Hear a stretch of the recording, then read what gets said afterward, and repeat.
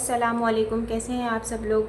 अच्छा, तो आज मल्टीप्लिकेशन का एक नया, और बल्कि नया तो नहीं कहेंगे, हम ये कहेंगे कि बहुत इजी मेथड है और ये क्लास 4 की बुक में आई थिंक मौजूद है। आप वहाँ देख सकते हैं कि जैसे मेरे पास एक क्वेश्चन है 40 मल्टीप्लाई बाय 10।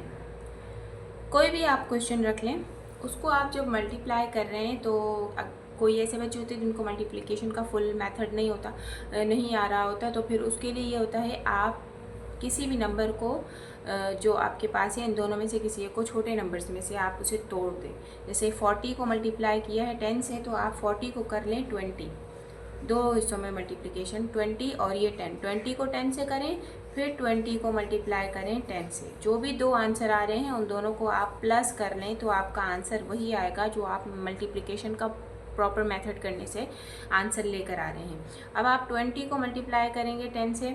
जब हम 20 को 10 से मल्टीप्लाई करेंगे, अब कुछ बच्चों को टेबल नहीं आ रहा होता, ये सबसे बड़ी प्रॉब्लम होती है। लेकिन जहाँ ज़ीरो वाली वैल्यू आ जाए तो उसके लिए बहुत आसान, मैंने लास्ट वीडियो में जॉर्ज पॉलियास प्रॉब्लम सॉल्विंग मेथड्स में मैंने बताया था कि फर्स्ट वर्ड से ये तब होता है जब ज़ीरो वाली वैल्यू, जैसे यहाँ इसके साथ भी ज़ीरो है, इसके साथ भी ज़ीरो है, ये तब होता है। ठीक है, अब हमने 20 को 10 से मल्टीप्लाई करना है, तो ये फर्स्ट इसका जो वर्ड है, डिजिट है 2 और इसका फर्स्ट डिजिट 1, इन दोनों को मल्टीप्लाई करेंगे, 2 1 ज़ा 2 और इसके ज़ीरो और इसके ज़ीरो दोनों यहाँ लिख लेंगे। तो ये सिंपल मेथड है, इसमें आपको कोई बड़ा सोल्यूशन करने की ज़रूरत नहीं होती है। ठीक है, ये तब होता है जब दोनों वैल्यूज़ में ज़ीरो आ रहे होते हैं। फिर बेशक वो शुरू में 2 है तो फिर यहाँ 12 हो जाए और यहाँ 11 हो जाए, वो क्वेश्चन पर डिपेंड कर रहा होता है। इसी तरह फिर 20 को 10 से मल्टीप्लाई किया तो ये आ गया 200। अब 200 और 200 दोनों को आपने क्या करना है, प्लस, तो ये आ जाएगा 400। अब देखें, ये जो मैंने आपको क्वेश्चन बताया ना, ये वाला क्वेश्चन एक इजी मेथड था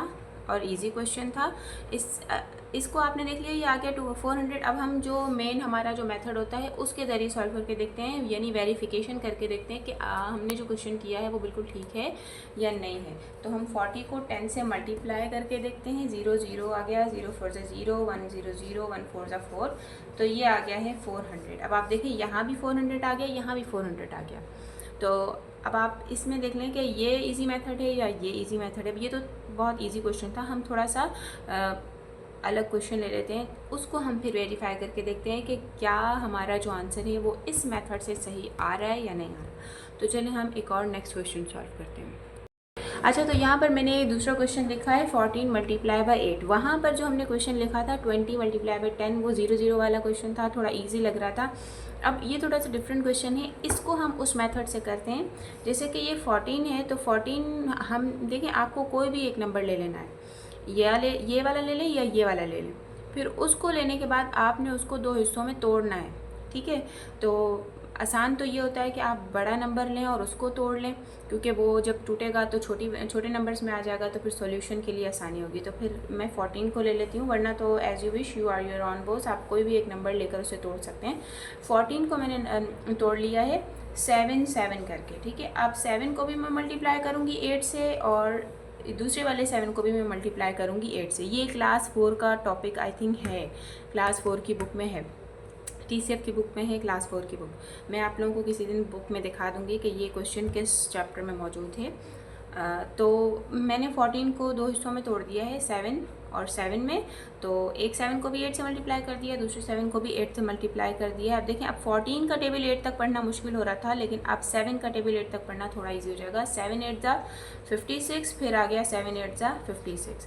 अब हमें क्या करना है, इन दोनों 56 को प्लस कर लेना है। जब आप दोनों 56 को प्लस कर लेंगे तो हमारे पास क्या आंसर आएगा, 6 और 6 12, 5 और 5 10 और 1 ये क्या, 112। अब मैंने 14 को मल्टीप्लाई किया है दो हिस्सों में तोड़ कर एक आसान तरीके से। अब हम इसका वेरिफिकेशन करते हैं उस मेथड से जो हमारे पास एक वैलिड होता है मेथड, जिससे मल्टीप्लिकेशन हो रही होती है। ठीक है, 14 को मैं मल्टीप्लाई कर रही हूँ 8 से, 8 4 ज़ा 32 का 2 आ गया, 8 1 ज़ा 8 और 3 प्लस हो गए 9 10 11। अब देखें 112 ये वाला भी आंसर आ गया है, 112 ये वाला भी आंसर आ गया है। कोई भी बच्चा अगर कोई बड़ी वैल्यू को मल्टीप्लिकेशन करने में उसे मुश्किल पेश आ रही है तो वो मल्टीप्लिकेशन को बहुत आसान तरीके से 2 हिस्सों में तोड़ कर उसे मल्टीप्लाई करने के बाद दोनों के आंसर्स को जब प्लस करता है तो भी उसका आंसर वही आता है जो इस मेथड से आ रहा होता है। तो ये बहुत इजी और आसान मतलब इजी मेथड है, आप उसको कर सकते हैं। तो जुड़े रहिए मेरे साथ। उम्मीद करती हूँ आपको मेरी वीडियो पसंद आई होगी। Thank you so much. अल्लाह हाफिज़।